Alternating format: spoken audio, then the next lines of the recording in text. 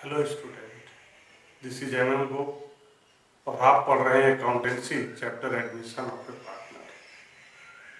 My dear students, हम लोग CBSE board के एग्जामिनेशन में 8 मार्क्स का क्वेश्चन इस चैप्टर से एक आता है। और भी बहुत सारे क्वेश्चन होते हैं, लेकिन एक क्वेश्चन 8 मार्क्स का आता है। वो 8 मार्क्स हम कैसे आसानी से अचीव करेंगे, उसी से रिलेटेड हम आपको पढ़ा रहे हैं। आज का जो मेरा टॉपिक है, increase in the value of assets. Additional information में ऐसा क्या लिखा रहता है जिससे हम समझ जाते हैं, जान जाते हैं कि एसेट्स में इंक्रीज हो रहा है। हमेशा याद रखिएगा, ये 8 मार्क्स क्वेश्चन को सॉल्व करने के लिए कॉपी के लेफ्ट में रिवैल्यूएशन और पार्टनर्स कैपिटल और राइट साइड में बैलेंस शीट और वर्किंग नोट। तो चलिए आज सीखते हैं increase in the value of assets. 3 word याद रखिएगा, इंक्रीज, रोज और राइज और एप्रिसिएशन। जब भी हम एसेट्स के इंक्रीज की बात करते हैं तो मैक्सिमम 3 से 4 बातें लिखी हुई हो सकती है। Either increase, raised, appreciation and under वैल्यूएड।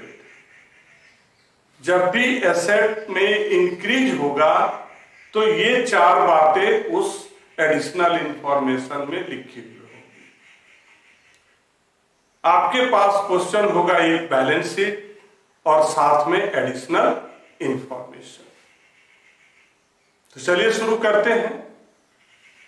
आज का टॉपिक है increase in the value of assets. ऐसा क्या एडिशनल इंफॉर्मेशन में लिखा रहता है जिससे हम कंफर्म हो जाते हैं कि यहां पर एसेट हमारा इंक्रीज कर रहा है। Balance sheet, stock 54,000। This is the book value of stock. In additional information, stock is under valued by 10%। Under value का मतलब है कि जो नया वैल्यू बनेगा, old balance sheet, new balance sheet, new balance sheet में स्टॉक का जो वैल्यू होगा उससे ये वैल्यू अंडर है। न्यू बैलेंस शीट में स्टॉक का जो हम वैल्यू लिखेंगे उस वैल्यू से ये जो वैल्यू दिया हुआ है वो अंडर है, अंडर वैल्यू है। Working note,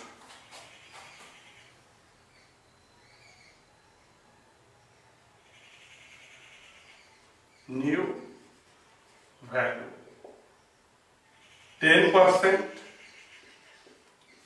under that time 100 minus 10 and book value is 54,000.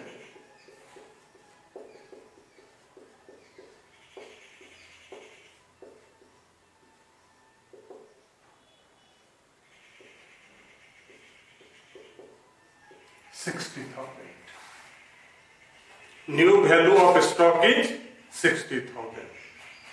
Stock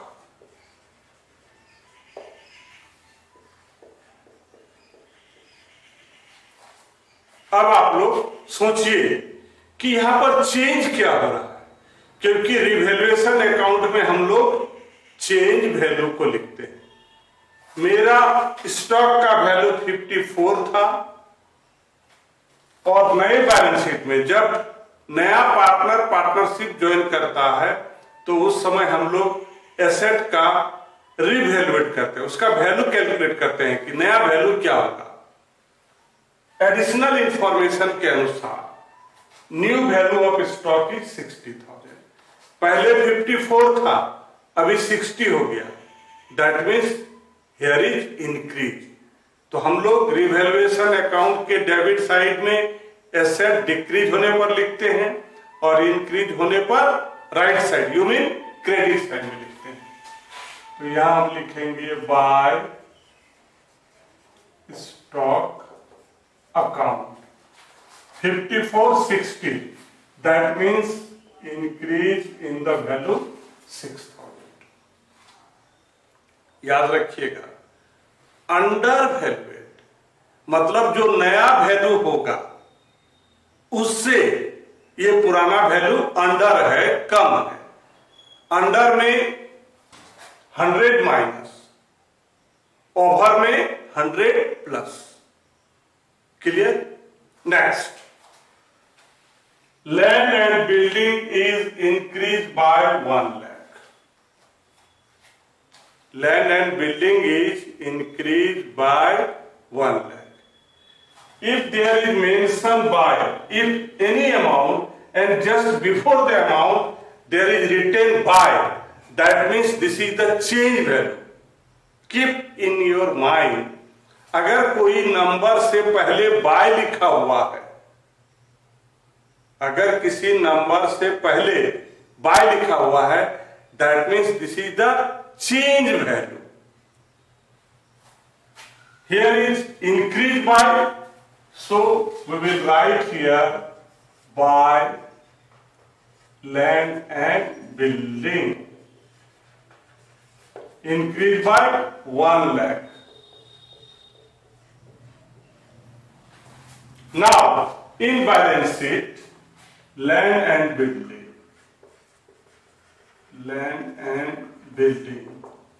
book value is 4 lakhs. Increase the time plus, that is appreciation. How much amount? 1 lakh. So new value will be 5 lakhs. My dear students, ध्यान से, अगर bye के बाद amount है या amount से पहले by है, that means that amount will be the change value. वो चेंज वैल्यू है और हम लोग रिवैल्यूएशन अकाउंट में चेंज वैल्यू को लिखते हैं। तो यहां पर लैंड एंड बिल्डिंग में चेंज कितने का हुआ? 1 लाख का हुआ। Increase, so we will write on the credit side of revaluation account. Increase, appreciation, under value और राइज और रॉज, ये सब हम लोग जब एसेट इंक्रीज करता है तो ये सब वर्ड एडिशनल इंफॉर्मेशन में यूज होता है। Next, additional information, furniture is increase by 10%। In second additional information, amount is given, here is also increase but amount is not given in percentage. So furniture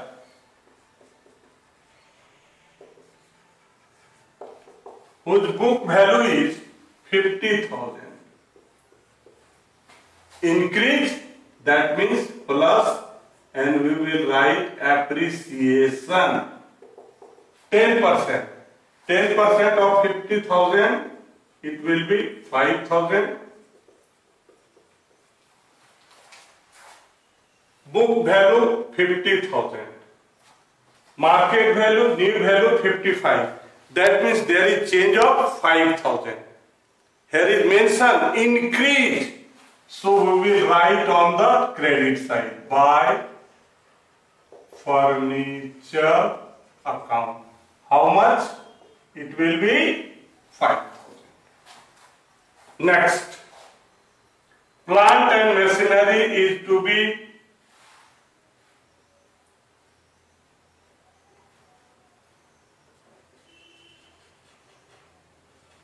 increased to rupees 3 lakhs.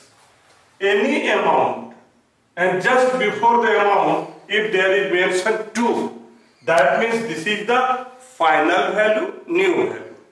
if there is written by, that is the change value, or any amount, just before the amount there is written 2, TO2, that means this amount is the final value, new value.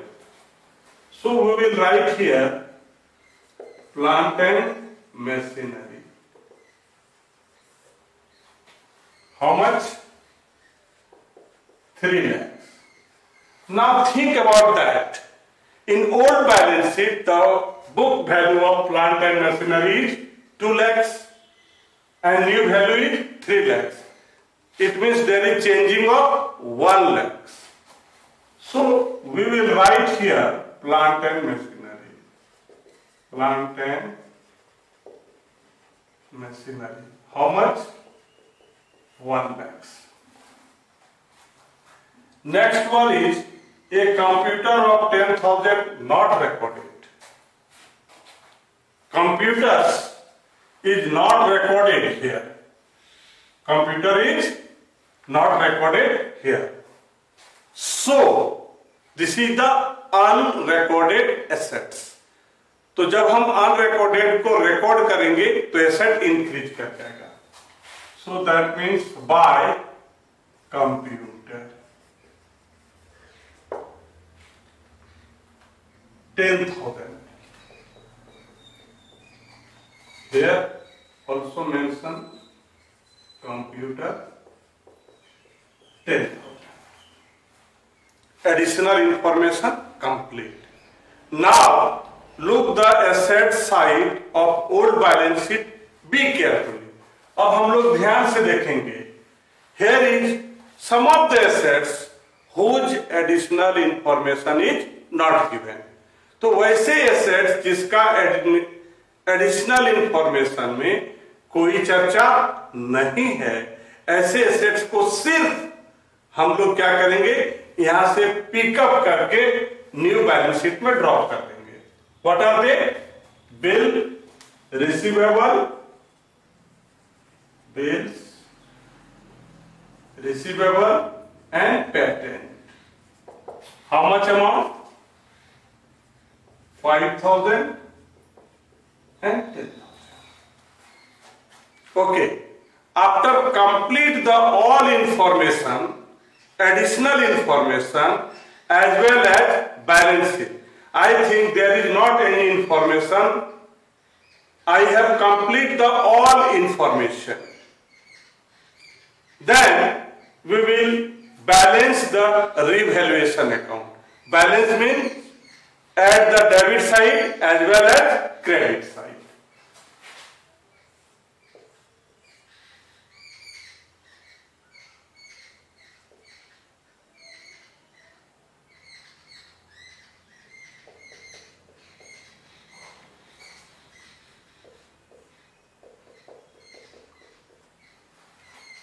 $2,21,000 and debit side is nil. We will write the highest amount. When I have at the credit side we get 221 and the debit side we get 0. दोनों तरफ हम add करेंगे, debit को भी और credit को भी. Now which is stronger, debit or credit? Credit. How much amount is? 2,21,000. So we will write in both sides 2,21,000. 2,21,000. My dear student, याद रखिएगा बैलेंस करने का एक तरीका है, डेबिट को भी जोड़ेंगे, क्रेडिट को भी जोड़ेंगे, और दोनों में से जो स्ट्रॉन्ग होगा उसी को हम दोनों तरफ में लिख देंगे. Now think which is greater, credit side. तो मैंने आपको बताया है कि अगर क्रेडिट साइड ग्रेटर है then it will be profit. So we will write to profit transfer to is capital, B is capital. How much amount? The difference amount is 2,21,000.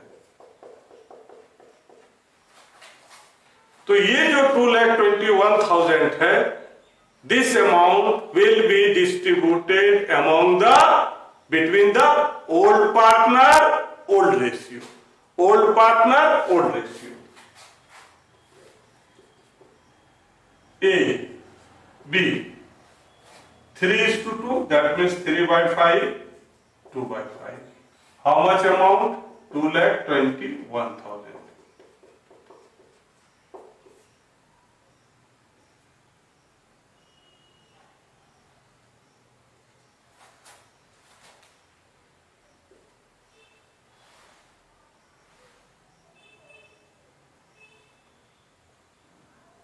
Two zero. 44200. That means 006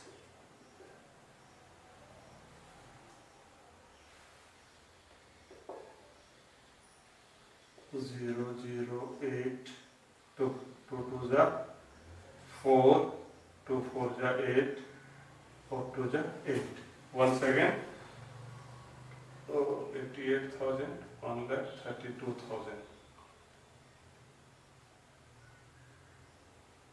Yes. Okay. So A gets 1,32,600 and B gets 88,400. Okay. So I have balanced the revaluation account. अब क्या होता है, जो revaluation account का जो profit या loss होता है वो हम लोग पार्टनर्स कैपिटल में सेंड करते हैं। तो अगर प्रॉफिट होता है तो क्रेडिट साइड में लिखते हैं और लॉस होता है तो डेबिट साइड में। तो रिवैल्यूएशन अकाउंट में अभी क्या हुआ, प्रॉफिट हुआ। So we will write on the credit side by revaluation account. A gets 1,32,600 and B get 88,400. Yes. Revaluation of asset से प्रॉफिट भी होता है, लॉस भी होता है। और ये जो प्रॉफिट और लॉस होता है इसका इंटाइटल होता है old partner, old partner old ratio. My dear student, अभी आप हमसे पढ़ रहे थे increase in the value of asset. याद रखिएगा कि जब भी एसेट में इंक्रीज करता है तो 3-4 बातें एडिशनल इंफॉर्मेशन में लिखी हुई हो सकती है। Increase by, increase to. अगर नंबर के पहले बाय है दैट मीन्स वो चेंज वैल्यू है, वो अमाउंट डायरेक्ट रिवैल्यूएशन में जाएगा। और अगर अमाउंट से पहले 2 है तो वो फाइनल वैल्यू है, न्यू वैल्यू है, वो बैलेंस शीट में जाएगा। और हम लोग कंपेयर करेंगे बुक वैल्यू को और न्यू वैल्यू को, तो उसमें जो चेंज आएगा उसको हम लोग रिवैल्यूएशन में लिखते हैं। इसलिए हमेशा याद रखिएगा, बहुत ध्यान से देखना है कि नंबर के पहले बाय लिखा हुआ है या 2 लिखा हुआ है। और अंडर वैल्यूएड, यहां पर जब एसेट में इंक्रीज होता है तो लिखा रहता है अंडर वैल्यूएड। अंडर वैल्यूएड का मतलब जो नया वैल्यू होगा उससे ये वाला जो ओल्ड बैलेंस शीट में है ये अंडर होगा, कम होगा, छोटा होगा। और यहां पर जब भी एसेट इंक्रीज की बात होगी तो कभी कभी एप्रिसिएशन लिखा रहता है, एप्रिसिएशन, राइज लिखा रहेगा, रोज लिखा रहेगा। तो माय डियर स्टूडेंट, अभी आप हमसे पढ़ रहे थे increase in the value of assets. तो कैसे हम लोग एडिशनल इंफॉर्मेशन में जो लिखा हुआ है किसी एसेट्स के बारे में, तो पढ़ करके हम कैसे समझ जाते हैं कि किसमें इंक्रीज कर रहा है, डिक्रीज कर रहा है, और उसको कहां लिखना है, रिवैल्यूएशन में क्या लिखना है, न्यू बैलेंस शीट में क्या लिखना है।